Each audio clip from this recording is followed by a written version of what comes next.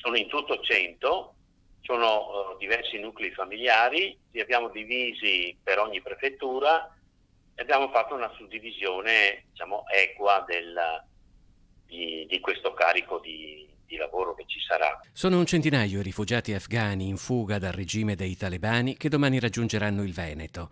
Dopo l'arrivo a Marghera saranno smistati nei territori delle varie prefetture della regione. Famiglie che hanno dovuto abbandonare il proprio paese in una situazione drammatica.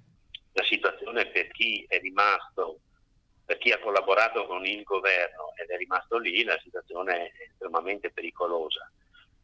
E questi sono quelli che hanno lavorato con gli italiani, con i nostri militari, quindi per loro c'è stata questo corridoio per il quale sono arrivati qui con gli aerei militari. L'organizzazione della ripartizione della ventina di afghani che rimarranno sul territorio della città metropolitana di Venezia ha goduto di un'immediata e fattiva collaborazione da parte di diversi comuni del territorio. Il Comune di Venezia ha già messo a disposizione intanto 2 alloggi per 2 nuclei familiari e si è dichiarato disponibile nel caso ci fosse bisogno di ulteriori posti a reperirli.